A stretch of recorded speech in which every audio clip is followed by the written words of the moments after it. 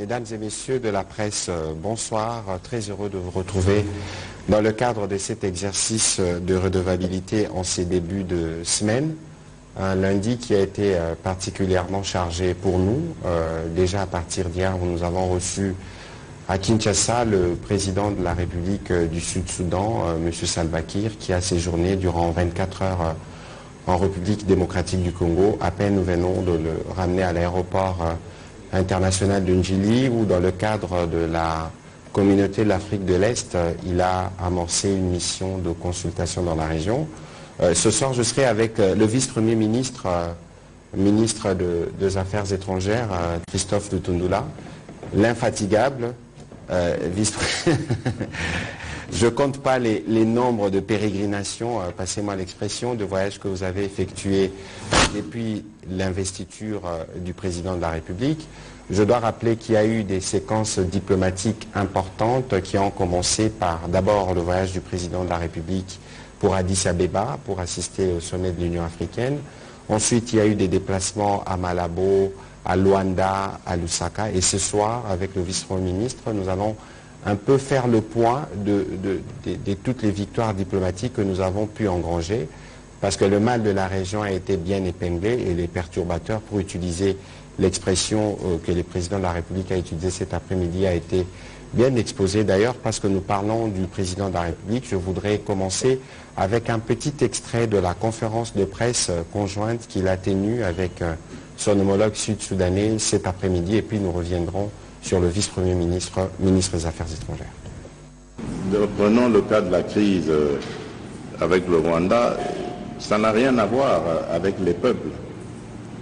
Le peuple rwandais ne vient pas envahir la République démocratique du Congo. C'est un régime dirigé par un individu qui est devenu friand de ce genre de crimes, et c'est ce régime qui attaque et agresse la République démocratique du Congo. Les peuples des deux pays n'ont aucun problème l'un et l'autre. C'est un problème de régime, et le régime, comme vous le savez, il n'est pas éternel. Un jour, tout cela s'arrêtera d'une manière ou d'une autre, et nous retrouverons, je crois, le bonheur de vivre ensemble en tant que voisins. Et c'est ça mon vœu. Pour le moment, il y a un perturbateur, un empêcheur de tourner en rond, mais il n'est pas éternel. Son tour viendra un jour de cesser de jouer comme ça avec la vie des gens. Voilà, c'est un petit extrait du point de presse du président de la République qu'il a tenu avec son homologue sud-soudanais. Il répondait à une question où on lui demandait de construire de murs avec certains pays voisins, notamment le Rwanda, et il expliquait clairement ce qu'il en était. Monsieur le vice-premier ministre, bonsoir. Nous allons faire une économie de mots pour vous donner la parole. Nous savons que ces 2 derniers mois particulièrement, vous avez été très très sollicité, d'Addis Abeba à Luanda, passant par Malabo, Lusaka, encore avant-hier. Et aujourd'hui, nous avions la réunion consultative avec le président du Sud-Soudan. Qu'est-ce que vous pouvez dire en liminaire aux compatriotes qui nous suivent ce soir? Qu'est-ce qu'ils peuvent retenir d'Addis Abeba?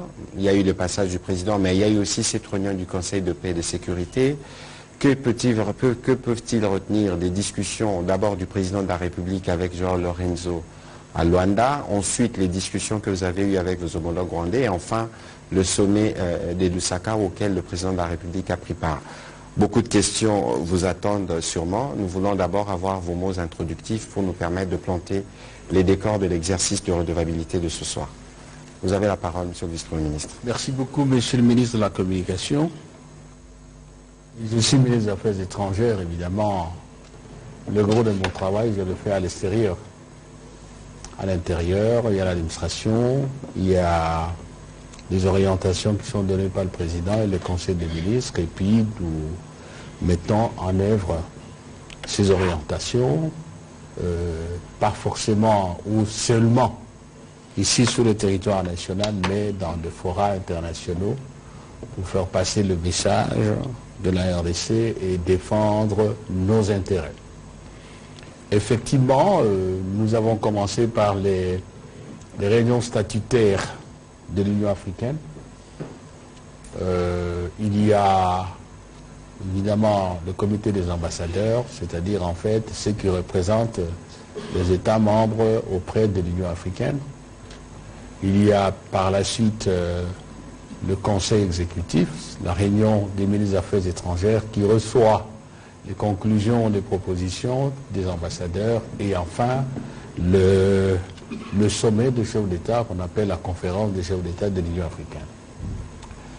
Disons en un mot, on a parlé de la RDC. Nous avons, à travers le président de la République, fait de propositions, donné notre vision de la solution de la crise que nous connaissons par suite de l'agression barbare et dont nous sommes victimes de la part du Rwanda. Nous allons peut-être en parler. Grosso modo, le président de la République a réaffirmé notre ouverture. On est en diplomatie. La diplomatie, c'est l'intelligence, la sagesse, la capacité, pas seulement d'avoir raison, mais aussi de convaincre. Nous avions un plan qui est simple jusqu'à aujourd'hui. Vous voulez le dialogue? Ok, ça va, c'est la diplomatie, mais il faut que le dialogue se fasse dans des conditions acceptables.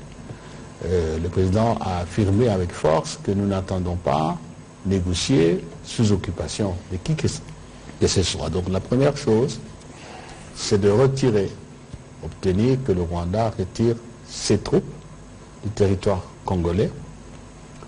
Ensuite, obtenir que nos compatriotes rentrent dans leur domicile. À obtenir que progressivement l'autorité de l'État congolais s'installe.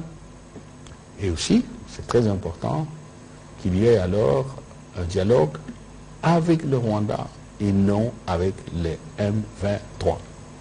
De toutes les façons, l'Union africaine a désigné le président Lourenço, le président angolais, comme facilitateur, pas du dialogue interne, mais avec le Rwanda. Et cela doit se faire sur des problèmes réels. Ça veut dire tout simplement que chaque partie doit dire quel est ou quels sont ses problèmes et on les discute, comme on dit, carte sur table. Nous avons posé le problème aussi de la tragédie humanitaire. Je ne m'étends pas là-dessus, tout le monde sait que le Congo a aujourd'hui environ 6 millions de personnes déplacées. C'est un record pratiquement mondial, un triste record. Nous avons posé le problème de la nécessité, si tant est que nous devons dialoguer, et bien dialoguer alors, de constituer une garantie de bonne fin du dialogue et une garantie aussi de mise en œuvre des résolutions ou des recommandations ou des mesures que nous serions amenés à prendre ensemble lors de ce dialogue-là. Pensez aussi à des mécanismes préventifs qui feraient qu'il n'y ait plus de conflit entre le Rwanda et la RDC. Grosso modo, c'était ça. Et je pense que le message est bien passé. Si vous voyez les documents de travail, vous trouverez que les choses ont été conçues de cette manière-là.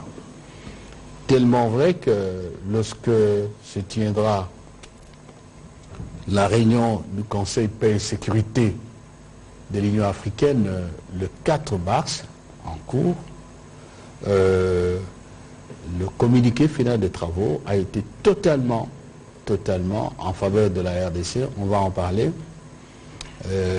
D'abord, c'est nous qui avons demandé, pour que l'opinion le sache.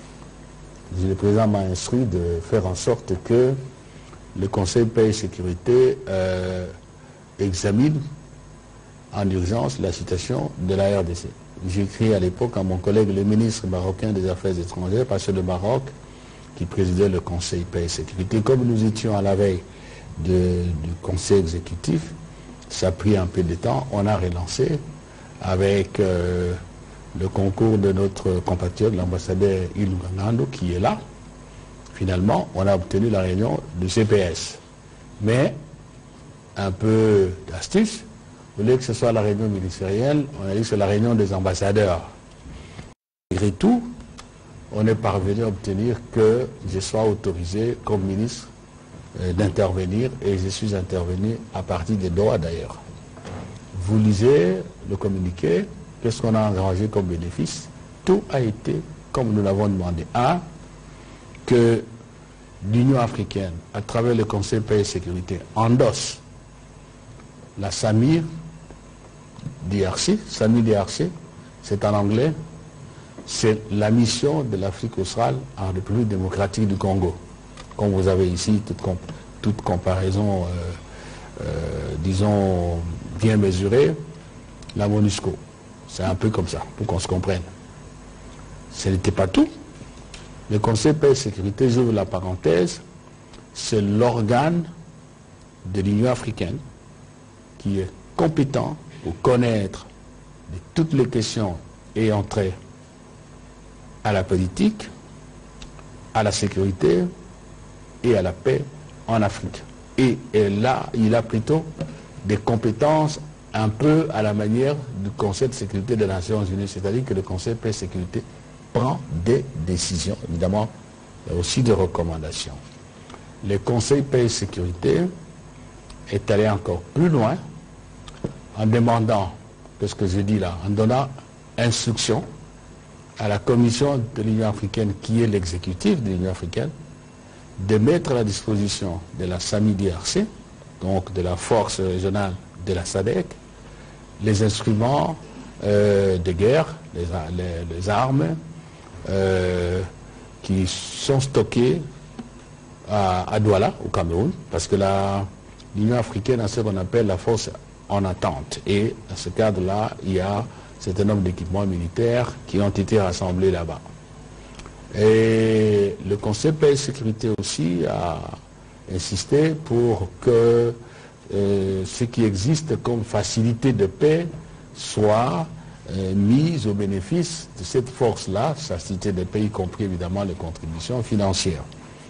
Il s'est adressé également au Conseil de sécurité des Nations Unies d'accompagner, peut-être mieux de dire d'assister, la force régionale de la SADC déployée au Congo, et cela conformément à la résolution 2717 du Conseil de sécurité. J'allais même dire un peu plus loin, à la résolution 2667, si je ne m'abuse, dans laquelle le Conseil disait déjà, il y a une année de cela, qu'il appuierait tous les efforts régionaux. Donc là aussi, ça avançait, et l'M23 est cité nommément comme en fait un groupe comme on appelle les forces négatives à éradiquer. Donc là, j'ai fait la synthèse, il y a beaucoup de choses. Vous allez continuer, mais on ne peut pas aborder ces chapitres sans revenir sur le courrier adressé notamment au Conseil de sécurité. J'en viens. Un peu de patience. Bon, de là, nous sommes passés à Malabo. Malabo, là, il y avait la session de la communauté économique des États de l'Afrique centrale, CEAC. Vous savez que cette communauté est présidée actuellement par le doyen, le président de la Guinée équatoriale, le président Nguema, et les chefs d'État se sont réunis là-bas. Avant, évidemment, comme de tradition, il y avait le Conseil des ministres. Là aussi, c'était la même chose. Nous avons proposé un schéma. Tout le monde a invité le président Lourenço à relancer le dialogue, les discussions. Il n'y avait pas quelque chose de très particulier, mais ce qui est important, c'est que le message est passé. Et après cela, je me suis rendu d'abord à Luanda, j'y suis rentré avec un message du chef de l'État, et puis je pense le jeudi 21, nous avons eu une réunion bilatérale, disons comme ça, de dialogue, de discussion entre nous, la délégation congolaise, la délégation rwandaise, et cela à la suite de la rencontre ou des rencontres que le président Lourenço, facilitateur, a eu tour à tour successivement avec le président de la République, Félix Antoine Tshisekedi Tshilombo, et le président Kagame du Rwanda. Et on est revenu de là le 21, le 22, on a repris le bâton de pèlerin, on est allé à Lusaka, et là, c'était aussi très très bonne réunion. Il y a eu une déclaration qui a été faite. Vous l'avez suivi, je crois, c'était avant-hier. Non, c'était hier. Bien sûr. C'était le samedi. Avant-hier. C'était avant-hier. C'est très important. Je l'ai dit plutôt à nos amis de la presse présidentielle. Premièrement, la SADC, et il faut que je précise pour que vous puissiez comprendre. Dans la SADC, il y a ce qu'on appelle la troïka de l'organe. C'est-à-dire que l'organe, c'est l'organe qui s'occupe des questions de paix, de sécurité, des questions politiques. Et il y a une instance qu'on appelle la troïka qui regroupe les présidents en exercice, les présidents sortants et les présidents qui vont entrer. C'est pour ça qu'on appelle la troïka. La troïka qui s'est réunie, et lorsqu'elle s'est réunie en matière de sécurité, notamment pour examiner les missions que la SADC dépêche à l'extérieur. Par exemple, vous avez la SAMI, la mission de l'Afrique australe au Mozambique, la SAMI. Puis vous avez la SAMI d'IRC, je vous ai dit ce que ça signifie. En ce moment-là, les pays qui sont concernés sont là, et les pays qui ont envoyé leurs troupes, qu'on appelle les pays contributeurs, sont aussi invités. Donc il y a eu cette troïka-là, qui s'est réunie en même temps que la troïka de la SADC, c'est-à-dire la présidence en exercice de la SADC, le président à venir et le président sortant. Ils se sont réunis, il y a eu une déclaration où il était clairement dit, que la SADC réaffirme sa détermination et son engagement d'apporter à la RDC tout le soutien diplomatique et militaire. Et pour le soutien militaire, l'appel a été lancé à tous les pays de la SADC qui n'ont pas encore fait de libérer leur souscription aux fonds nécessaires pour financer les opérations en RDC. Tous les pays qui ne l'ont pas encore fait, l'appel a été lancé pour qu'ils envisagent la possibilité de renforcer les capacités des SAMI DRC par des troupes additionnelles, par des équipements militaires aussi.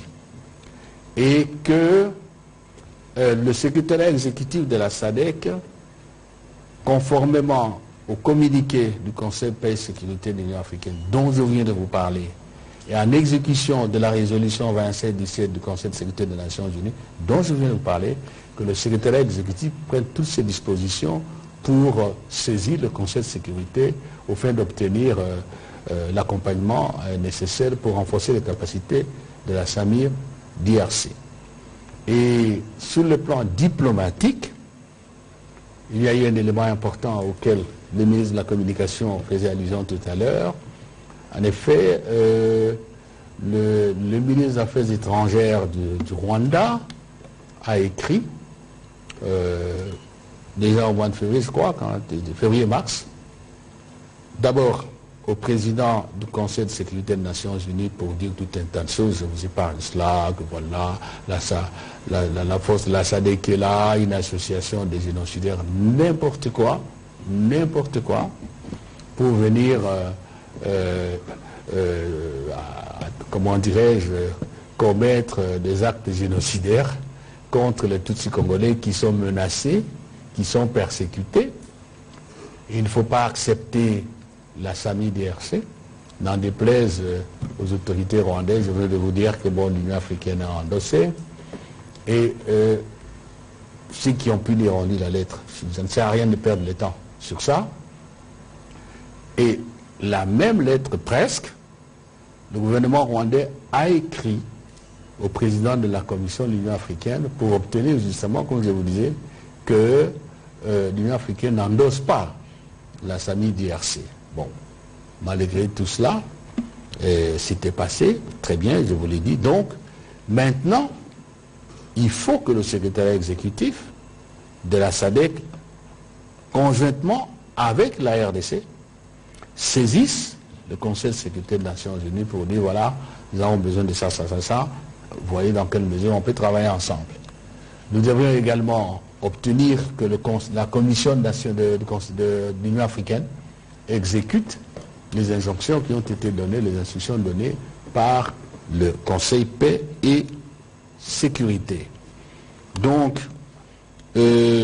à Lusaka, la double troïka a dans sa déclaration d'abord désapprouvé fermement ces deux correspondances du gouvernement rwandais qui tendaient à obtenir que l'Union africaine n'endosse pas la SAMI DRC.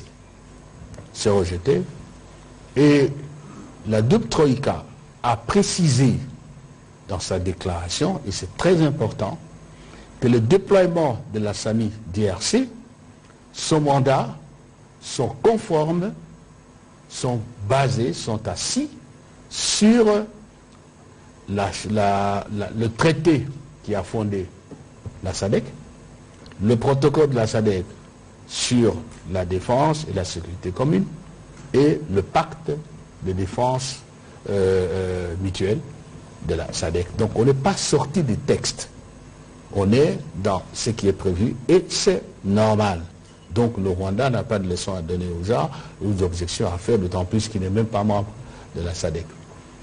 Et la double troïka a précisé aussi que la SAMI DRC n'est pas là pour s'occuper de telle tribu, de telle communauté, ce n'est pas son problème. C'est pour faire en sorte qu'elle appuie les efforts du gouvernement de la RDC, entendez là aussi nos forces armées, de manière à restaurer la paix, la sécurité, la stabilité en RDC, comme l'effort de la SADC, rappelez-vous, l'ont fait en 2013. Rappelez-vous qu'en 2013, ce sont les troupes de la SADC intervenant dans le cadre de la FIB, la force d'intervention rapide au sein de la MONUSCO, qui ont permis, avec évidemment les FARDC, de mettre fin aux aventures criminelles du même M23. Donc, voilà ce qu'on a obtenu là-bas à Lusaka. On va y revenir en détail. Voilà un peu, si je peux résumer, parce que votre question c'est de savoir qu'est-ce qu'on a engrangé. Bien sûr. Un, le soutien unanime de toutes les instances qui ont examiné le dossier. Deux, ce n'est pas seulement un soutien politique, mais un soutien avec des mesures de matérialisation, des mesures de rendre ce soutien actif et opérationnel. Trois, qu'est-ce qu'on a obtenu? C'est que, pour la première fois, attendez-nous bien, pour la première fois, même sans le dire directement, toutes les instances africaines qui ont examiné la situation ont reconnu unanimement que le Congo est dans une situation de crise qui nécessite qu'un pays qui a agressé le Rwanda retire ses troupes, qui nécessite que les problèmes intérieurs soient traités par le Congolais et qui reconnaît la légitimité, le caractère juste du combat qui est le nôtre. Maintenant, il reste ce qu'on peut appeler, j'évite toujours les termes parce que chacun a son interprétation, mais en fait, c'est la vérité, ce qu'on a considéré, ou qu'on est en droit de considérer comme une avancée diplomatique significative, surtout si on met en conjugaison avec les vents qui soufflent aux Nations Unies et dans d'autres pays, les vents qui démontrent qu'effectivement, le Rwanda est au Congo. D'ailleurs, le Rwanda lui-même, maintenant, ne nie pas. Il dit tout simplement, je suis là parce que FDLR et tout, on va en parler. Et ça, c'est un élément très très important. Il reste maintenant de notre côté à saisir cela, à optimiser ce soutien, cette nouvelle dynamique qui comprend notre problème, qui nous a rejoints pour dire effectivement nous avons le droit légitime de nous défendre pour le bien-être de notre pays et nous devons donc nous débrouiller parce qu'il n'y aura pas de l'extérieur des gens ou je ne sais pas qui va nous libérer de nos tracasseries actuelles en notre absence et sans notre volonté, notre détermination et notre action sur le terrain. Voilà, parce qu'il ne faut pas qu'on se trompe. Il ne faut pas qu'on pense que le président Tshisekedi, le gouvernement, on croit qu'il y a une magie qui viendra à l'extérieur, qui va résoudre le problème. Nous sommes dans un contexte international. Nous avons affaire avec un acteur étatique qui n'est pas une province congolaise, c'est l'État rwandais, avec les dirigeants d'un pays. C'est un problème qui est internationalisé. On doit le traiter aussi en l'intégrant dans l'ordre juridique et dans la diplomatie au niveau international. Voilà. Voilà, Monsieur le Vice-Premier ministre, avant qu'on ne prenne des questions, il y a quand même eu la parenthèse de Luanda, les jeudis derniers, qui a fait suite aux rencontres, d'abord aux rencontres qu'il y a eu à Addis Abeba, nous étions là, entre le président Lorenzo, le président Kagame et le président Tshisekedi. Ensuite, il y a eu ces discussions, et on a beaucoup parlé, on a vu l'opinion beaucoup sur un document dont on n'a pas vu le titre, mais qui a circulé sur les réseaux sociaux. Est-ce que vous pouvez nous en dire 2-3 mots avant que nous puissions prendre les questions des journalistes? Vous savez, quand on exerce les charges publiques au niveau le plus élevé, c'est d'abord une responsabilité. Responsabilité que l'on doit assumer. Il faut également garder la tête froide, être serein et avoir confiance en ce qu'on fait. Si on n'a pas confiance en soi-même et au travail que l'on fait, ça dérape. On ne gère pas des dossiers de telle importance vitale pour le pays avec les réseaux sociaux et avec, si vous voulez, un comportement qui, non seulement diplomatiquement, mais moralement aussi, est inadmissible. Nous étions là, à Luanda. Nous avons été rencontrer la délégation rwandaise conformément à l'initiative qui a été prise par les facilitateurs désignés par l'Union africaine. Nous avons travaillé à des référendums. Ça signifie que la réunion ministérielle n'avait aucune décision à prendre. Nous tirons des conclusions et on défère le dossier à l'autre instance. C'est la réunion des chefs d'État, les deux chefs d'État, sous la médiation du président Lorenzo. On a fait ce document-là. Ce n'est pas un communiqué, ce n'est pas une déclaration, en tout cas ce n'est pas un instrument de média, c'est un document confidentiel. Et je n'hésite pas à dire que cette publication vient de Rwanda. C'est très sûr. Et si j'ai encore en parler, je peux. Nous tous, on sait piéger les documents. Quand vous signez des documents, il y en a qui en ont l'habitude, on sait piéger. Même un petit point, on sait que ce point-là, c'est dans le document que se trouve chez le ministre de la Communication. Cette autre virgule qui est quelque part n'est pas à sa place, c'est dans le document que se trouve entre les mains de tel. Alors, moi je dis au Congolais, il faut faire attention. Il faut faire attention, il ne faut pas tomber dans le piège. Ils ont publié ces documents qu'on peut se donner la conscience tranquille. Parce que vous voyez, ils ont souligné, la délégation congolaise s'est engagée et ainsi de suite. Alors nous avons eu, disons, des choses, on est sur le plateau, mais il y a aussi le côté pédagogique, des collègues, des amis qui ont dit, mais comment ça se fait comme ça? Qu'est-ce qui s'est passé? Le Rwanda n'a pas d'obligation, il n'y a que nous qui avons des engagements. Il faut lire tout le document. J'ai vu qu'on a même publié tout le rapport. Il faut lire le tout, prendre le temps de pénétrer en profondeur chaque phrase, chaque virgule et chaque point. Je ne vous en dirai pas trop, parce que je tomberai dans les pièges de ceux qui n'ont pas la dignité de leur fonction et qui n'ont pas, si vous voulez, la conscience aiguë de la gravité de la situation. En réalité, nous considérons que c'est un coup qui est fait au médiateur, au président Lorenzo.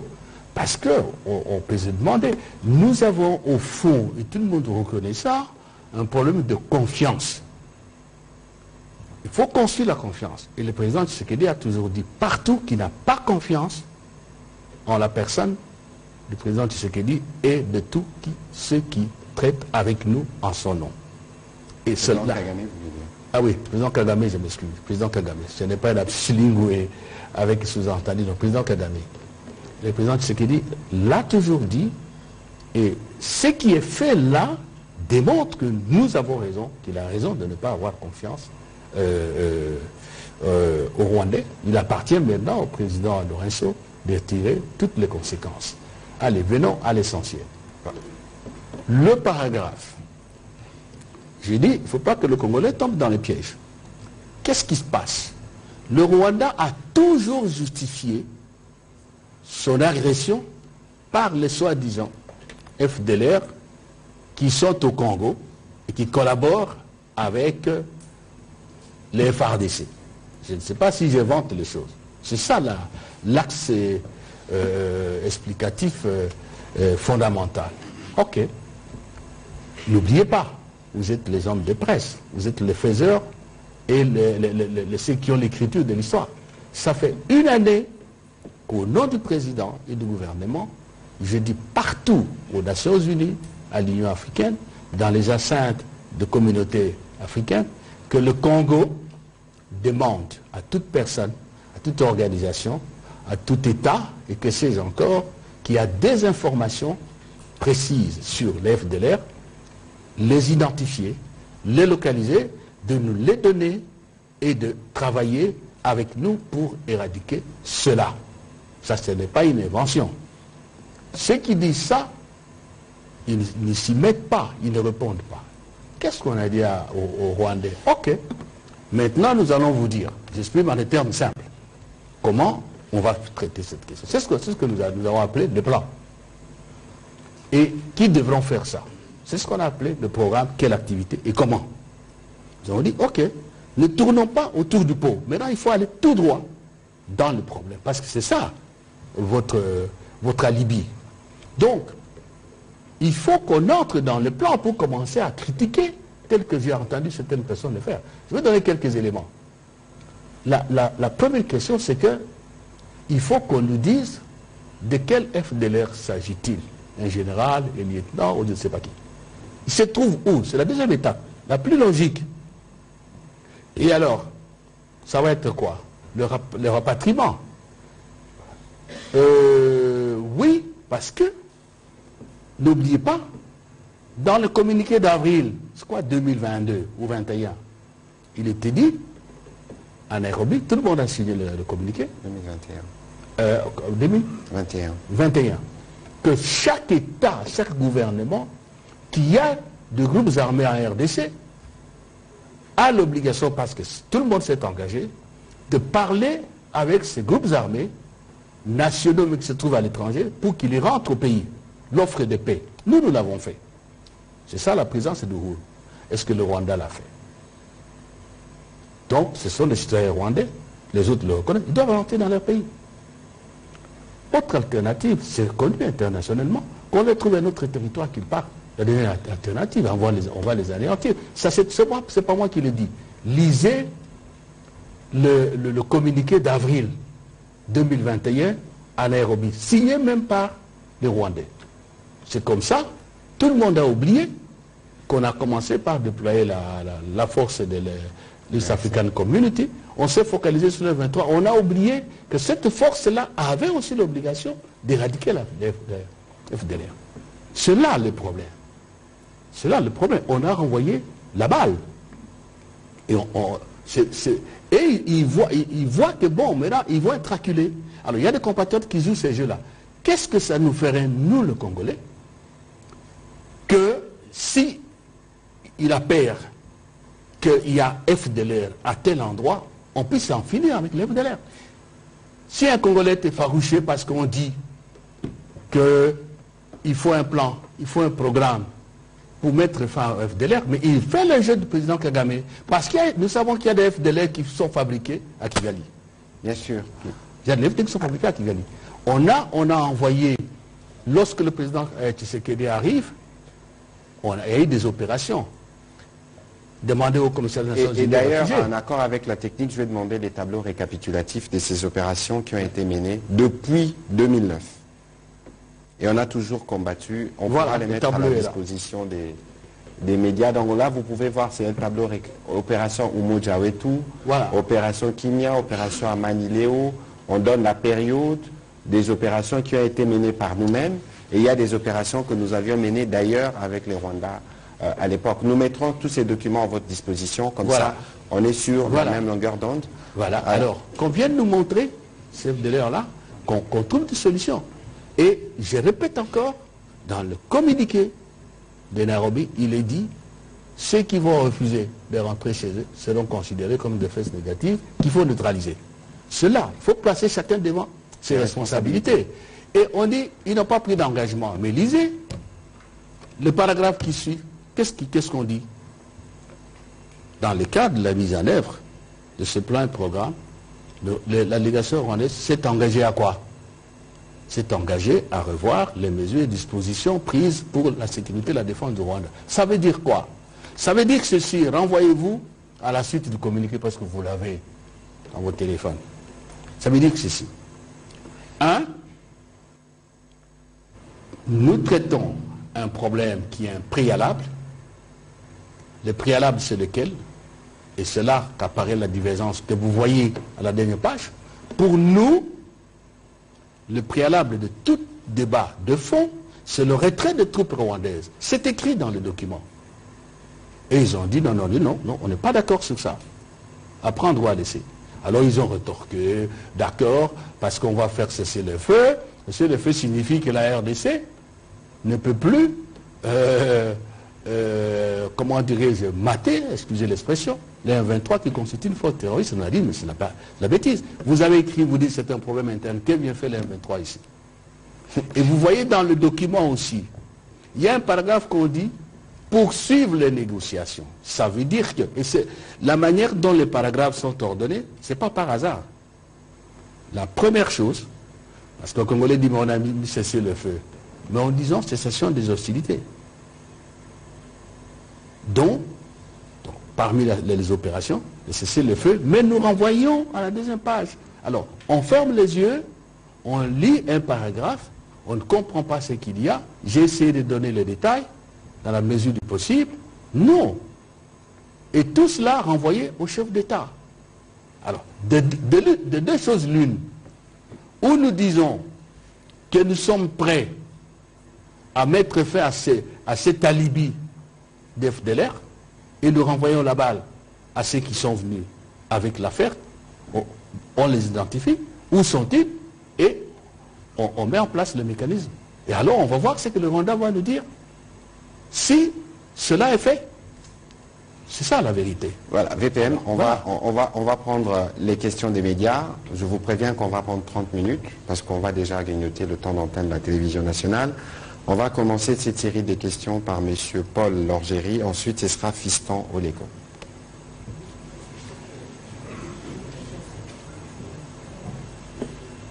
Messieurs les ministres, bonsoir. Merci beaucoup pour la parole. Première petite question, deux questions en une. On aimerait savoir aujourd'hui, la ligne de front à l'Est est plus ou moins figée. Quelques combats continuent autour de Satke, de Kibumba. Les forces de la SADC sont arrivées. Première question, combien de forces de la SADC?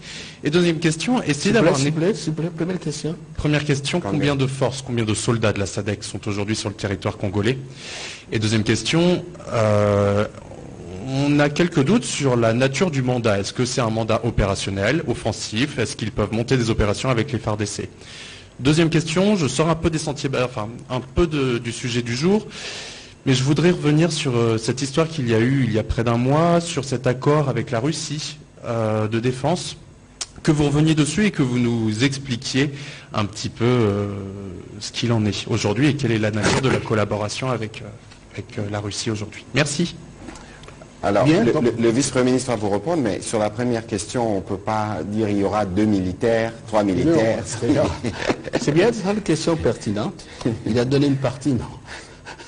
Je ne sais pas dans quel pays une armée ou une autorité politique peut dire nous avons un militaire, 2 militaires avec tel type d'arme. Non, ça procède du secret militaire, je suis désolé. Et deuxième question, le mandat. Le mandat est clair, comme de l'eau claire dans un verre clair. Insipide, inodore, incolore. Si vous avez soif, vous la buvez. Il faut lire le SOFA. Le SOFA, c'est l'accord portant statut de la force. Oui, il faut lire. Il faut lire. C'est très clair, je viens de le dire. Les mandats, c'est de soutenir les FARDC pour recouvrir l'intégrité territoriale de la République, restaurer la sécurité et en fait mettre fin aux groupes armés. Groupes armés, ce n'est pas seulement les M23. On ne dit pas assez ça. Ce n'est pas seulement les M23. Peut-on accompagner, soutenir une armée en opération sans se mêler au combat? C'est simple. Je viens de vous dire. J'ai ici la déclaration d'avant-hier. La SADC soutient, est déterminée à soutenir les FARDC diplomatiquement et militairement. Bon, écoutez, moi je ne suis pas militaire, mais je sais que, bon, si vous ouvrez le dictionnaire, militaire ne le soutient pas en faisant des blagues avec lui, en lui racontant des histoires. C'est d'être avec lui au combat. Et ce n'est pas théorique. Parce que ce n'est pas la première fois que la SADC vient. Les troupes de la SADC ont été dans la force d'intervention de la MONUSCO FAIB. Est-ce qu'il faut vraiment une démonstration particulière? Seulement, c'est qu'il y a ces mandats s'exécutent, mais ça ne nous empêche pas de continuer le combat diplomatique et pourquoi pas le combat de la communication. Bien sûr. Voilà. Voilà. Je ne sais pas si j'ai oublié. Encore avec la Russie, non. Nous n'avons jamais signé un accord avec la Russie, ni discuté avec la Russie d'une assistance militaire. C'est de mise en affaires étrangères que vous parlez. Nous avons trouvé, le président Tshisekedi a trouvé un accord militaire signé par nos prédécesseurs, mais qui lui-même n'a jamais été exécuté. Et nous n'avons jamais posé le problème de l'exécution de cet accord. Je crois là aussi, c'est clair, c'est blanc comme neige. Voilà. Et on va prendre la question de Fiston Ndeko. D'ailleurs, nous avons tous déploré l'attentat terroriste qui a tué près de 137 Russes il y a quelques jours. Fiston Ndeko, allez-y rapidement. Merci, et puis ce sera Madame Gracia Ndambi. Merci Monsieur le ministre pour votre question. Et la première question au VPM Lutundula, c'est un peu une question générique. Êtes-vous satisfait du schéma diplomatique? Comment? Êtes-vous satisfait de manière claire de l'action diplomatique que vous menez avec le chef de l'État, avec l'ensemble du gouvernement, surtout concernant la question de l'Est? Deuxième question, le M23, aujourd'hui... Attendez un peu, dit.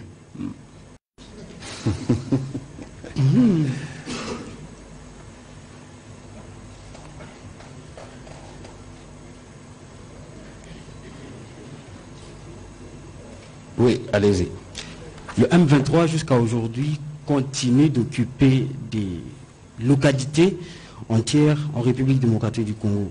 Alors, aujourd'hui on parle de la SADC, de la force de la SADC, SAMI RDC, 3 mois déjà. Quelle est la différence qu'il y a entre l'action menée par la force de l'EAC, qui est partie depuis le 15 décembre, et SAMI RDC, parce que si on se rappelle, la force de l'EAC était partie justement parce que elle n'a pas appliqué son mandat qui était offensif. Alors quelle est la différence 3 mois déjà de l'action de l'EAC, force régionale, et SAMI RDC? Ok, merci beaucoup encore une fois. La clarté des questions me fait plaisir. Oui, nous sommes satisfaits de l'action diplomatique. On n'a pas le temps de faire le bilan, mais accepter au moins, que nous avons obtenu la levée de l'obligation de déclaration des armes et munitions vendues au Congo, qu'on a pris presque 20 ans d'embargo. Ça fait plus de 20 ans. C'est ce qui nous a permis d'acheter les armes, de requinquer nos forces et de faire en sorte au moins qu'ils résistent. Ça, c'était important. 2, nous avons réussi à faire basculer l'opinion de ceux qui pensaient que tout ce qu'Kigali racontait était des paroles d'évangile. Avant nous, connaissez-vous un seul pays au monde qui a dit au président Kagame, retirez vos forces de la RDC. Cessez de soutenir l'M23. Vous êtes des médias, dites-moi, nous avons réussi cela. Ceux qui hier le soutenaient ont compris qu'en fait c'était de bluff, que le vrai problème, ce sont les richesses de la RDC. Tout à fait. Troisième succès. Et il est éclatant. Nous avons démystifié. Le président Tshisekedi a démystifié le président Tshisekedi. C'est le président, plutôt, je m'excuse, Kagame, qui s'agite tout le temps. Est-ce que vous avez vu M. Kagame faire des interviews à longueur de mois? Il y a une qui circule maintenant. Il en fera une après ses briefings. Il semble qu'il est Jeune Afrique. Il est très fort. Oui, il dit que Tshisekedi, en fait, pose des actes, mais il ne connaît pas les conséquences de ces actes. Et il va très loin. On lui dit, mais est-ce que vous prenez au sérieux les menaces du président Tshisekedi? Il dit, oui, oui, je prends au sérieux, il est capable de beaucoup de choses. C'est lui qui ne connaît pas les conséquences, qui ne mesure pas les conséquences de ce qu'il fait en hypothéquant l'avenir d'une communauté congolaise, de Tutsi congolais, qu'il a instrumentalisé, qu'il transforme en une marchandise qu'il vend partout. Tout à fait. Est-ce qu'il réalise l'avenir de cela? Nous sommes une nation unique, 450, on n'a jamais connu des génocides chez nous. Et quelqu'un veut vous dire, oui, il y a des persécutions, mais ça reste là-bas, nous on n'a pas besoin de ça. Et en mettant dans la tête des Congolais qu'il y a parmi nous des compatriotes c'est de la stigmatisation, qui sont protégés par un pays étranger, qui se donnent le droit de venir chez nous piller sous prétexte qu'il les défend. Est-ce qu'il sait ce que cela va donner d'ici 4 ans, 5 ans, 10 ans, 20 ans, 50 ans? Il est en train de fausser l'histoire de notre pays, de creuser, de trous. Et je demande à tous les Congolais de ne pas tomber dans ces pièges-là, particulièrement les Congolais Tutsis. Parce qu'ils n'auront jamais ce qu'ils ont aujourd'hui, ici, là-bas. Vous comprenez? Nous avons gagné sur ces points-là. Et le président a été très clair à son passage au briefing sur ça, parce qu'il a dit qu'il y a des compatriotes Tutsis qui décèdent pour défendre le territoire national. Oui, oui, oui, oui. Et nous sommes satisfaits aussi, aujourd'hui, si vous allez à l'Union africaine, ce n'est plus les vents d'il y a quelques mois. Il y en a qui disent, oui, ça suffit quand même, lui aussi. Il se prend pour qui? C'est le nouveau Napoléon, c'est le nouveau, parce qu'on n'aime pas citer les noms de l'histoire, mais l'histoire. Donc, on a avancé très sérieusement. Mais ce qu'il faut savoir, je comprends votre souci. La diplomatie appuie un combat. La diplomatie permet d'avancer sans faire couler le sang. Mais lorsqu'il y a une action militaire, et le président en est très conscient, notre diplomatie réussira. D'autant plus que nous serons en mesure de soutenir notre armée, de faire en sorte que, et c'est là votre troisième question, de faire en sorte que ces jeunes gens qui ont décidé de sacrifier, de faire couler leur sang pour la nation, avancent. Notre diplomatie fera encore mieux, il fera encore mieux si nous tous nous restons mobilisés. Absolument. Si nous tous nous restons, ici je vous ai dit, il y a des pays, des peuples qui ont gagné des guerres contre les grandes puissances.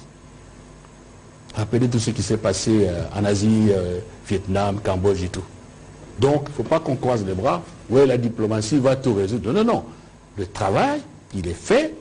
Toutes les données ont changé, sont en notre faveur. Les vents soufflent pour nous. Mais il faut domestiquer ces vents pour que ce soit une énergie qui éclaire de l'avenir, pour que ce soit une énergie qui nous donne les fondamentaux pour construire ensemble notre avenir. Et arrêter ce qu'on nous a mis sur le dos.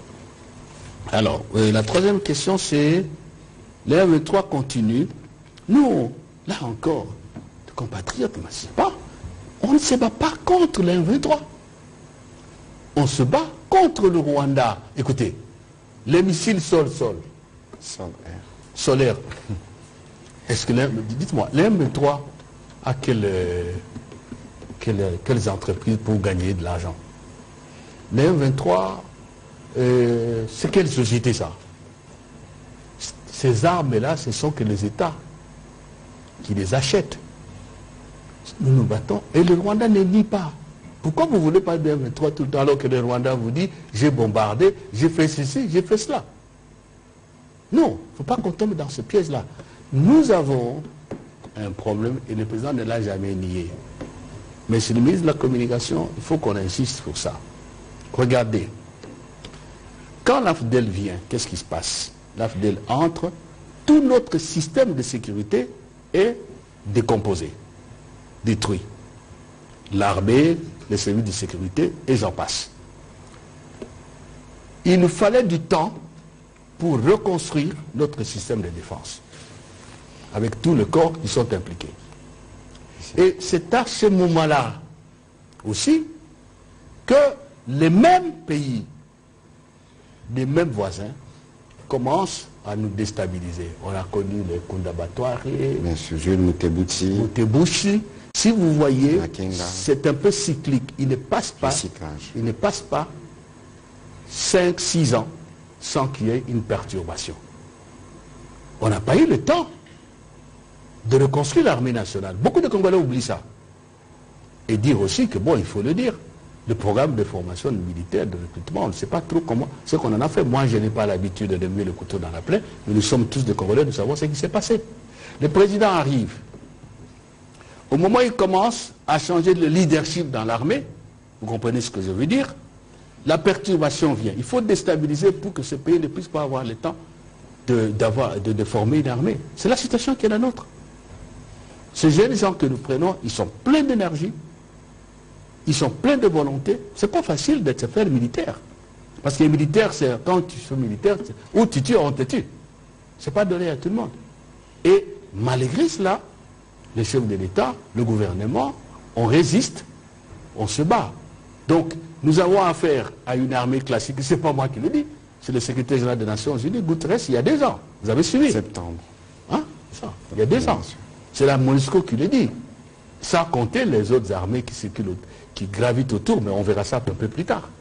Voilà. Donc, l'affaire du M23 qui conquiert les territoires, c'est le Rwanda et nous le reprenons, nous le reprendrons.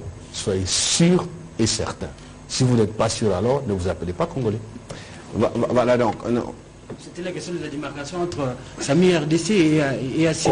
Ah oui, je reviens. SAMI RDC et... Bon, SAMI est en phase de déploiement. Il faut le reconnaître. Mais les informations que nous avons, la SAMI se met en soutien de la RDC. Demandez les militaires qui sont là, ils vont vous dire. Le nombre encore réduit des troupes de la SAMI RDC, ces troupes-là sont mises à contribution. Et dans les jours à venir, lisez le communiqué. Vous allez voir ce qui va se passer. Hein. Voilà. Donc, ce n'est pas comme ceux qui sont arrivés ici, l'EAC, excusez, monsieur le ministre, parce qu'il a parlé de l'EAC, qui commence dès le début, on vous dit, dès qu'on atterrit à Goma, déjà nous ne sommes pas venus nous battre. Est-ce que je mens? Non, nous sommes venus pour être une force tampon. C'est ce qu'on nous a dit dès le départ. Alors que ça n'a jamais été mentionné. Et on a commencé à faire des négociations avec les M23. Samy, DRC, ne fait pas cet exercice-là. Ayez confiance. Voilà, donc je vais demander d'ailleurs à nos services de mettre à disposition des médias tous les textes des différents sommets auxquels vous avez pris part. C'est important de toujours avoir cela à l'esprit parce que les événements qui se passent aujourd'hui sont reliés à ceux qui se sont passés il y a peut-être 2-3 ans. Et pour un petit commentaire, dans ce que Fiston Leko disait, dans cette guerre, nous avons plusieurs fronts. Il y a évidemment le front militaire, avec ce que cela comporte. Il y a les fronts diplomatiques pour lesquels nous vous faisons le compte rendu ce soir. Il y a les fronts médiatiques pour lesquels je présume que vous êtes tous mobilisés dans la campagne Mendele Kouyaté. Il y a le front judiciaire parce que tous ces criminels doivent être jugés si nous voulons avoir une garantie de non-répétition. Et il y a des actions qui sont en cours dans les instances juridictionnelles, tant au niveau de l'Afrique qu'au niveau international. Il y a le front économique, parce que le fond de la guerre, il est économique, des pillages, etc. Nous sommes aussi sur tous ces fronts bien alignés. Madame Gracia Ndambi, s'il vous plaît, ce sera une question pour nous permettre de prendre 2, 3 et terminer d'ici 15 minutes. Allez-y, s'il vous plaît, madame. Merci, monsieur le ministre, pour la parole. J'avais 3 questions. Mais si je dois poser une question, ce sera de savoir, face à l'incapacité de la communauté internationale pour condamner,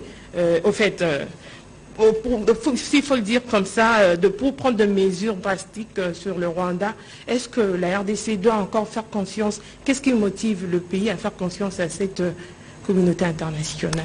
Et les autres questions? On y a déjà répondu. Non. Donc, c'est d'abord par rapport à la guerre, le balai diplomatique, plusieurs sommets, et déjà nous saluons les efforts. La condamnation, ça et là, mais sur le terrain, rien de concret. Quels sont les indicateurs positifs par rapport à la situation sécuritaire? Et puis, parlons de l'apport... Les indicateurs politiques par rapport... Les indicateurs positifs. Positifs? Oui. Par rapport? De tous les efforts diplomatiques par rapport à la situation sécuritaire à l'est de la République. Parlons de l'apport de la diplomatie sur cette question sécuritaire. Le peuple congolais va avoir des impacts réels. Parlant de l'apport diplomatique. Le peuple congolais va avoir des impacts réels à long terme, à court terme d'abord, à moyen terme ainsi qu'à long terme peut-être. Voilà, on a dérogé parce que c'est le mois de mars.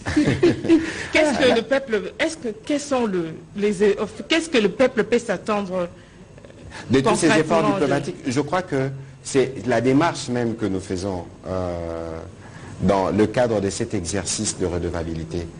Il faut de la pédagogie. C'est pour ça que je disais tout à l'heure qu'il est important que tout le monde, nous puissions avoir le même entendement, surtout avec les médias.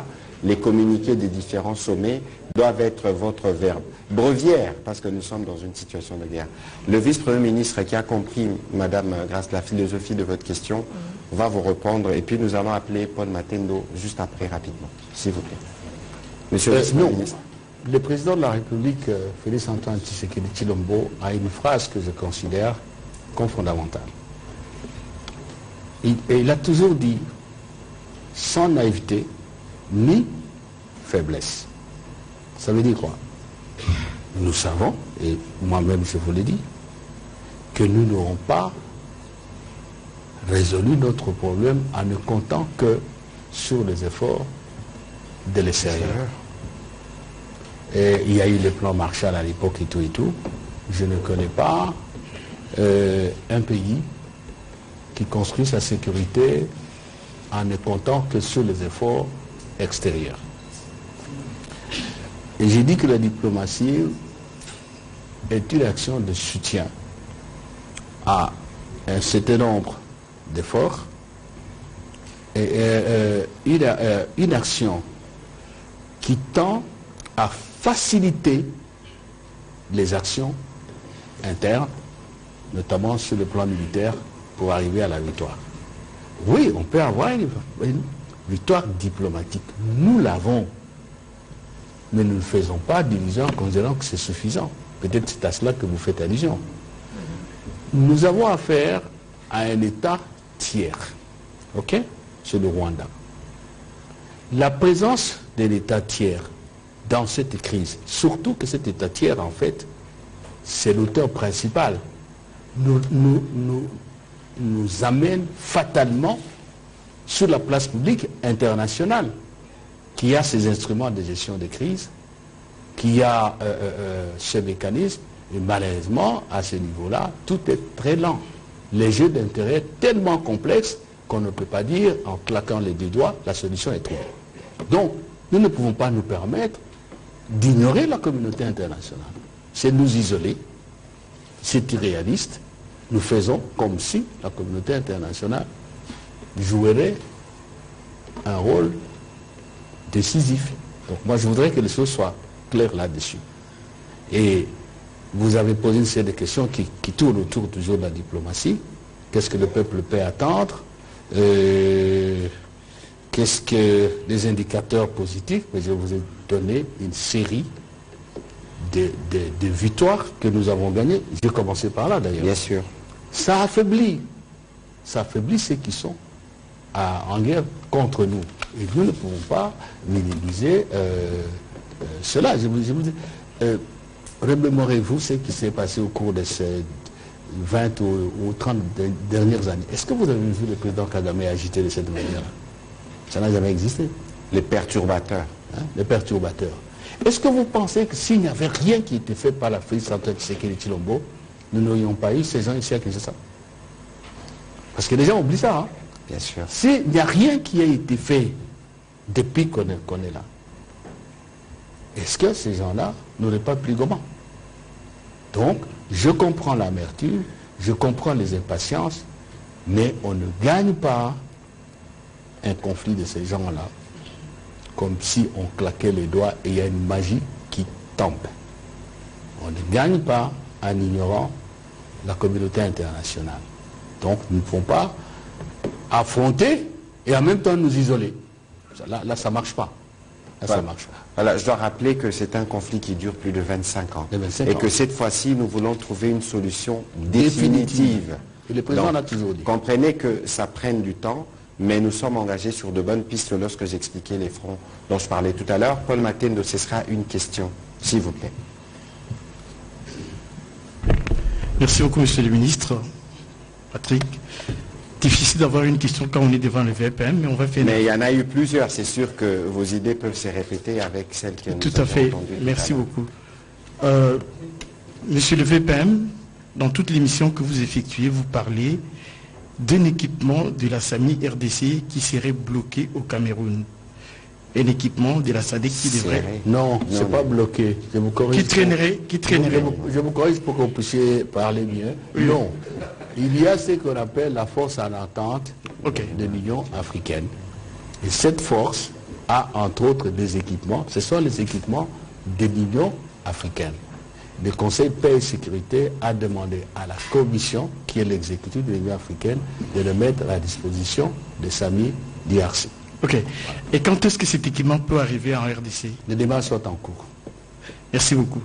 Vous avez rencontré Salva Kiir aujourd'hui et ici vous avez fait état d'une nouvelle dimension des FDLR qui serait fabriquée au Rwanda. Est-ce que vous avez fait mention de cette dimension de FDLR? Parce qu'on considère que Kagame, selon lui, le problème fondamental c'est les FDLR qui seraient en RDC. Dans vos entretiens avec Salva Kiir, avez-vous évoqué les cas de ces FDLR qui serait fabriqué au Rwanda? Merci. Ce n'est pas seulement dans les entretiens avec Salva Kiir. Le président Salva Kiir, je crois que mon collègue de la communication a précisé, c'est lui qui est le président d'exercice de la communauté d'Afrique de l'Est. C'est dans ce cadre-là qu'il entreprend de consultations. C'est pour ça que le communiqué, c'est réunion consultative. Il a rencontré le président Kagame, il a rencontré le président Ndayishimiye, son prédécesseur. Maintenant, il était ici.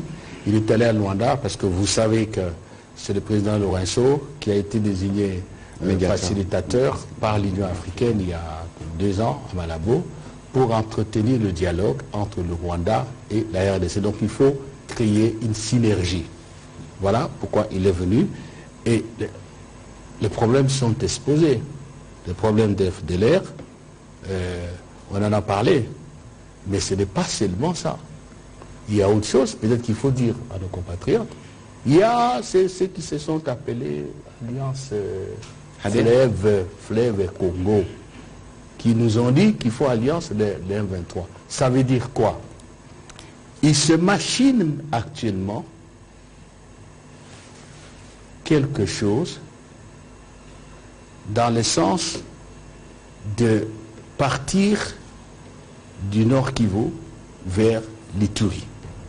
Nous savons qu'il y a des gens qui sont formés quelque part et dans cette machination, dans ce complot pour faire jonction entre les deux groupes et dire, vous voyez, ce n'est pas un problème du Rwanda, ce sont les Congolais eux-mêmes. D'ailleurs, Ils sont maintenant en Ituri.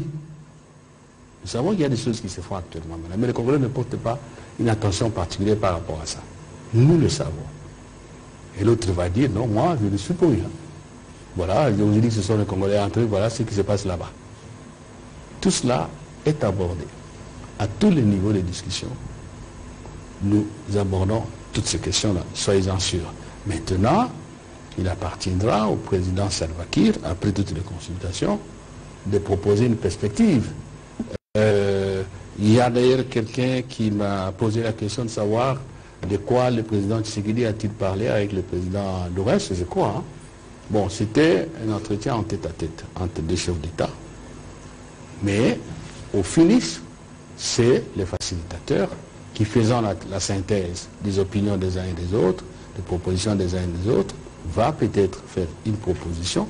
S'il veut rester facilitateur simple, c'est-à-dire pas jouer le rôle de médiateur, il va se mettre simplement à faciliter le contact, mais c'est à lui à aider à avancer. Voilà, merci. On va prendre la dernière série de questions. On terminera par une question à Lingala avec Jacques Amboka, j'espère la Bunda, Félix Matuidi, et on termine avec Fabrice en Lingala. Monsieur le vice-premier ministre, l'exercice est un peu long ce soir. Non, vous comprenez la sensibilité des sujets que vous traitez. Ça fait combien de temps là? Depuis l'année passée? Oui, depuis l'année passée.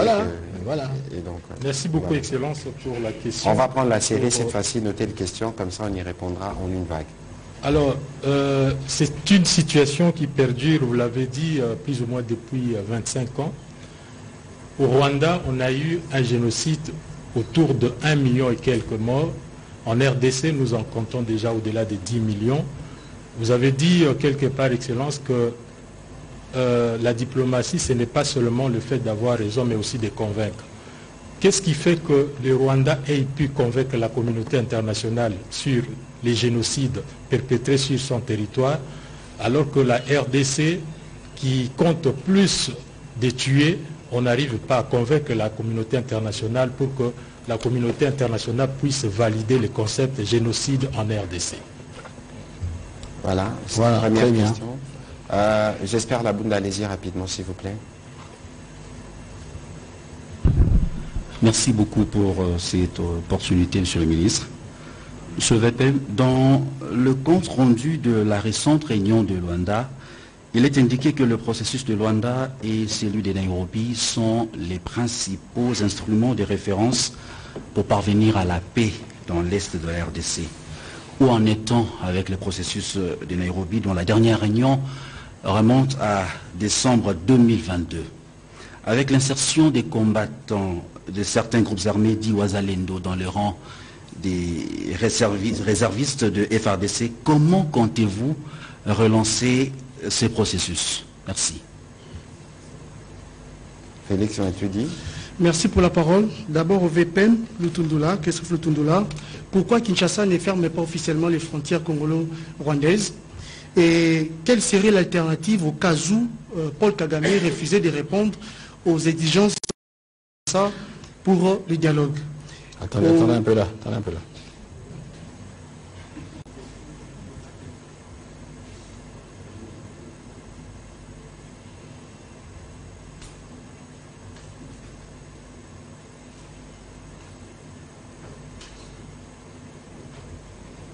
Oui. Alors, la première question, c'était pourquoi Kinshasa ne ferme pas officiellement les frontières congolo-rwandaises? Ouais. Deuxième question, quelle serait l'alternative au cas où Paul Kagame refusait de répondre aux exigences de Kinshasa? Okay. Au ministre des porte-parole du gouvernement congolais, M. Patrick Mouyaya, 11 officiers comparaissent à la cour martiale du Nord Kivu. L'opinion voudrait savoir, avec la levée du moratoire sur la peine de mort, est-ce que ces officiers pourront être condamnés à la peine de mort? Ne me demandez pas de faire un travail de la justice. Vous posez 3 questions alors qu'il fallait en poser une.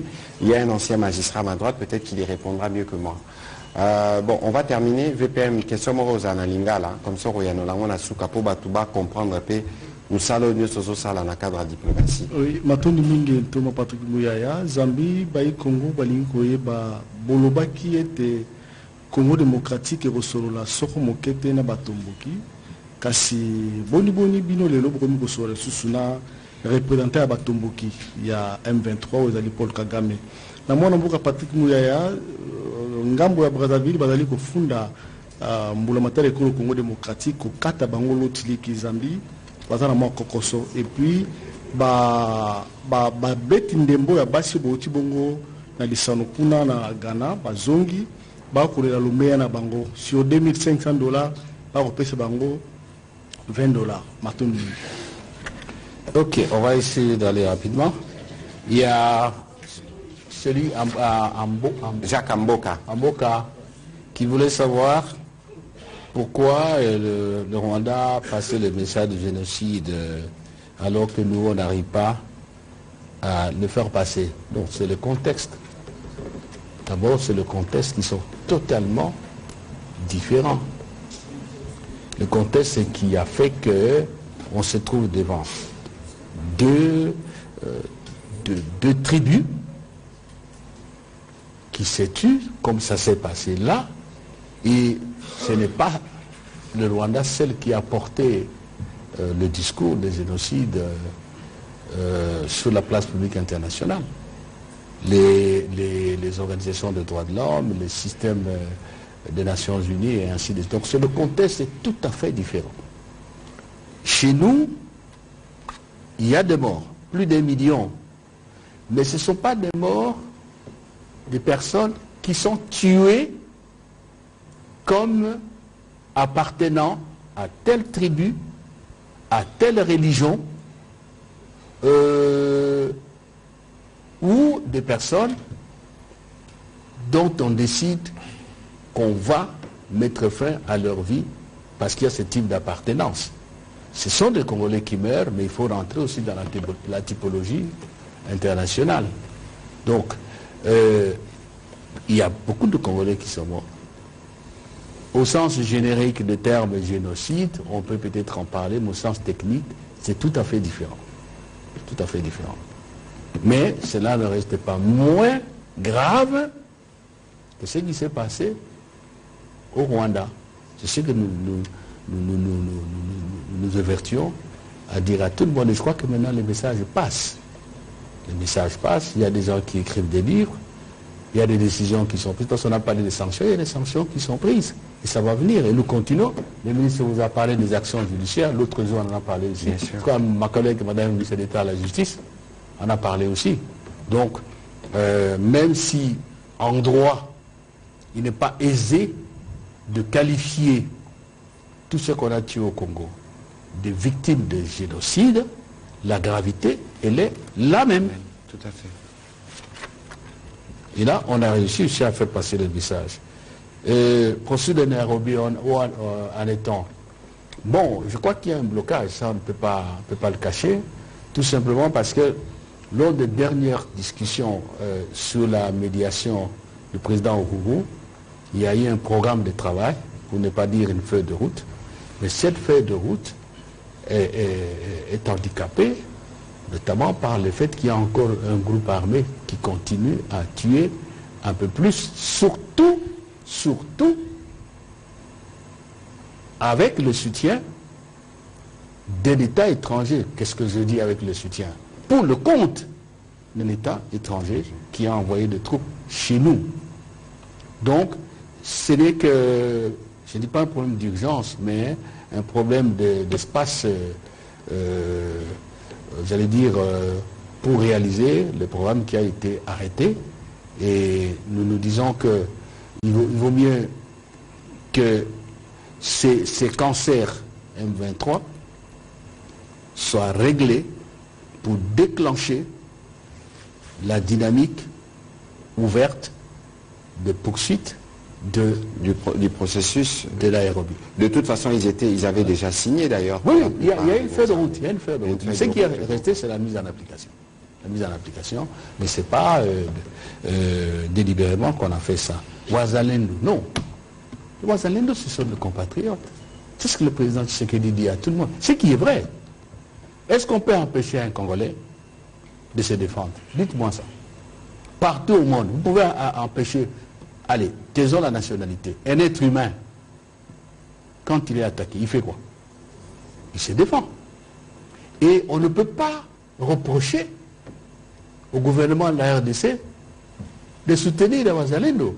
Ce sont des compatriotes qui se défendent, qui complètent quelque part l'action de défense de nos forces spécialisées. Ce que nous faisons, c'est d'éviter que l'action militaire de Wazalendo se fasse dans des conditions qui conduisent à des conséquences qui ne peuvent pas se justifier en dehors de l'objectif de se défendre. C'est peut-être vague, mais on comprend ce qu'il y a. Qu'on n'arrive pas à des violations de droits de l'homme, par exemple, parce que même une armée classique défend, et dans la défense tue, j'allais dire aussi se fait tuer, mais suivant les règles d'engagement. Les règles d'engagement. Ça doit pas être des bandes armées. Et c'est pour cela d'ailleurs qu'on a même voté à l'Assemblée, nous sommes des députés, la loi sur la réserve nationale. La réserve armée de défense. Et d'ailleurs, à ces propos, il faut éviter ce que vous aviez dit tout à l'heure, parce que la réserve armée de défense n'a pas encore commencé à opérer. Lorsqu'on dit on prend des réservistes qu'on met dans l'armée, non. Il faut faire la nuance. Parce que la réserve armée a été créée justement pour le besoin d'absorber ces compatriotes qui sont prêts à s'élever à chaque fois pour la défense du territoire national. Cela ne veut pas dire, nous avions fait un briefing avec le coordonnateur du PDDRC ici, cela ne veut pas dire que parce que vous avez une arme aujourd'hui, demain automatiquement vous allez à la réserve. Il y aura un processus de vetting, il y aura un processus de contrôle des conditions d'admission qui sont bien spécifiées dans la loi. Il faut éviter cette confusion, s'il vous plaît. C'est ça. Donc c'est ça le problème de Wazalendo. Ce sont des Congolais de tous. Nous avons l'obligation constitutionnelle de défendre le pays. C'est tout là. Tout à fait. Ce qu'on fait, et les efforts sont faits réellement au niveau du gouvernement, c'est d'éviter des dérapages, d'éviter que ça se fasse, comme dit mon collègue, en dehors des règles, j'allais dire, du jeu. Alors, fermeture des frontières. Le président a donné une réponse, quoi, aujourd'hui. Aujourd'hui, c'était aujourd'hui. Il y a eu une question. On lui demandait pourquoi on ne construirait pas des murs. Oui. Nous n'avons pas de problème, je répète le président, d'ailleurs on venait de suivre ça tout à l'heure. Mais bien sûr. Nous n'avons pas de problème avec le peuple rwandais. Ce sont les dirigeants rwandais qui ne comprennent pas que ce qu'ils sont en train de faire compromet l'avenir même des Rwandais eux-mêmes. On ne sait pas tirer les leçons de l'histoire. Regardez des pays qui étaient très très très puissants depuis l'Antiquité romaine. Ça s'est terminé comment? Ça s'est terminé comment? Toutes les guerres que l'Occident a connues. Parce qu'en Afrique, on a connu, c'était pas des guerres de cette ampleur-là. Il y avait peut-être entre les empires, mais c'était pas comme tout ce qu'on a connu en Occident. Et ça va se terminer comme le président l'a dit. Ceux qui dirigent le Rwanda aujourd'hui ne seront pas éternels. Ils ne le sont pas, ils ne seront jamais. Et voilà. Donc, il faut voir, ne perdons pas le discernement. Non, non. Il faut se battre, défendre le pays, défendre notre indépendance, défendre nos richesses nationales, mais ne perdons pas la lucidité. Ne perdons pas la lucidité. Et alors, on donnait une question, c'était si le président Kagame fait quoi? Qu'il il ne respecte pas les engagements, il ne suit pas ce qu'on lui demande, en fait, continue le comportement. Mais c'est simple. C'est simple. Moi, je crois que c'est le président de la République qui décide en matière de guerre, c'est le commandant suprême, mais nous n'allons pas le laisser faire. La guerre va continuer. Est-ce qu'il y a d'autres alternatives? Nous continuerons la diplomatie. Le président l'a toujours dit. Nous continuerons la diplomatie. Mais en même temps, nous ne serons jamais naïfs pour croire qu'un beau matin, on va venir nous dire « Allez, c'est fini, Kagame est parti ». Non. S'il ne sort pas, ben, on va continuer la guerre. C'est très clair. Alors, la dernière question à Lingala. Non, naïbité ndeko Mutuli naïbité qui a été tous allés sur la M23. Naïbité. Mais, la banza, nazali na katia ba oyo, baza kolanda makambwana, pe baza kubuda, o pene ya mokonzi na biso, président Tshisekedi, pona makambwana ezalite. Dialogue, kosula na bango, ezalite. Muto ya ina makamboyo, mboko ina makamboyo, ezali le Rwanda avec le président Kagame. Et tout ça, koloba na bango, yebise aloko za koluka. Kasi pona ko yiba biloko na biso, ekosalama te. Congolais nyonso ata oyo abotami te okola kobotama soki akuti makambo ya boye akoti na etumba. Donc nayebi te sikani nozwaki basango wana mais pas nayebi te ya communication alobi représentant na bango ye moko Kagame. Il faut koyeba ke bitumba nyonso tomonaka ata lelo ba russe na ba ukrainien bazobunda mais er moko bakendaka na mesa tout ça l'échange à prisonniers tout ça la boye tout ça la boye autant ba mapinga bazobunda autant yep vice-premier ministre na ba soda na ye ba diplomate bango pe bazobunda ndenge biso pe na ba soda oyo ngai entre guillemets ba équipe nanga to pe ba pandisango tozobunda na mituna na yo otuni makambo lotiliki na mona kiango mingi batuninga na rotuna ndeko na ngai ministre ya énergie ressources hydrauliques et électricité apesanga biyano bon na repesa oyo etali makambo ya bandeko na biso bazaki na Ghana na landaki yango penza te me na rotuna ndeko Kabulo na monaki ke la fois passée ba léopard na biso ba prestaki malamu Nathalie équipe à volleyball ba polaki d'un point na finale il y a handball. Je pense que globalement ata topé à boxe au moni maramba sport eza makamoko président de la République à l'année la ramingi et ça rappelle na bakoko so ba réalité nango bobo sanate ke mukolo moko tozaka na ndeko Nicolas Kazadi alobaka il faut ko bancariser alobaka boy bon na ebité o elekaki wana na rotuna ndeko Kabulo pe na royela bino biyano yepa yana no briefing tem comme suto yana awa comme ça botuni mbala moko.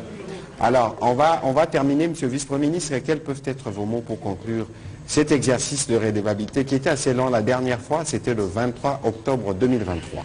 Ah oui, hein. Exactement, on l'a rappelé tout à l'heure. Non, et là on a Oloba Yangoyo. D'abord, félicitations. On a battu à média. Merci. Oh, Nakarisi, changement et sur le côté dans le secteur wana, Madatozali. Changement narratif. Madame.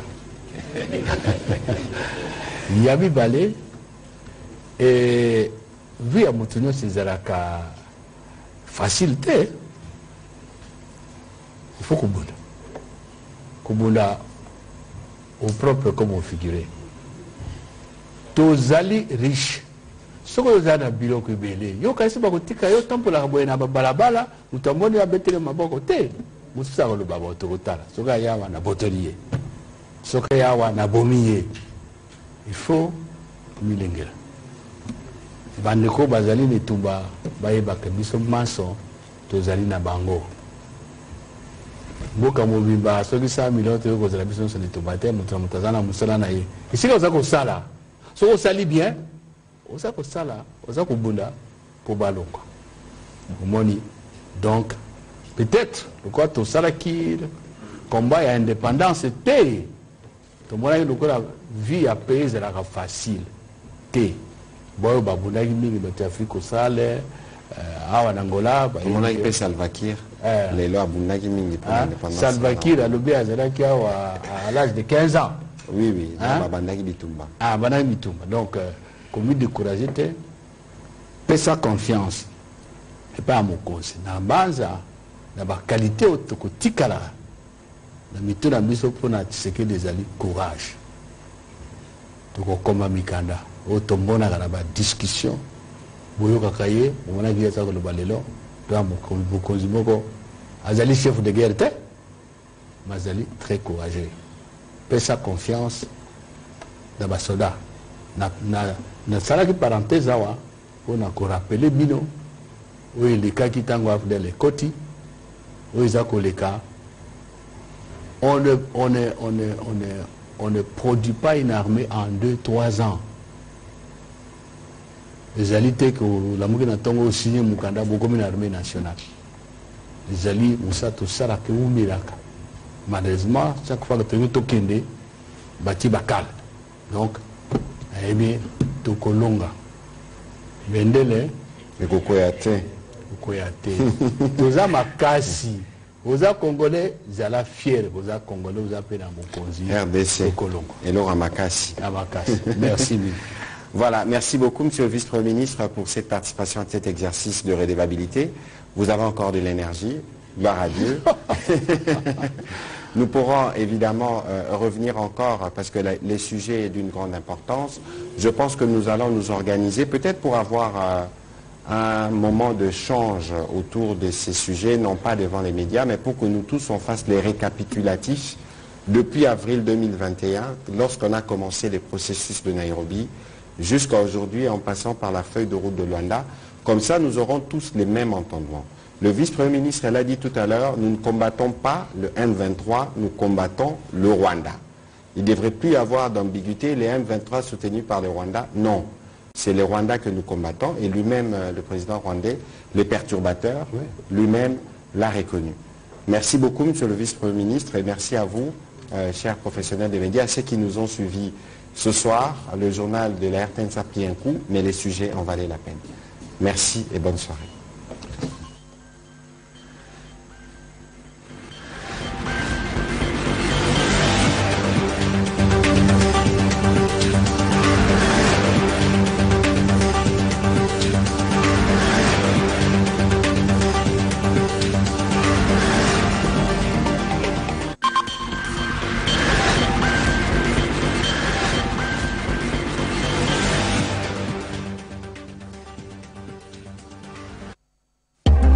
À l'ère du numérique, la communication demeure encore au centre de la vie. La radio-télévision nationale congolaise reste le vecteur de l'unité nationale.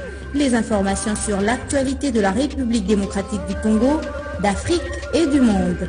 La culture, le sport, mais aussi les grands événements en direct sur la radio-télévision nationale congolaise. Les infos de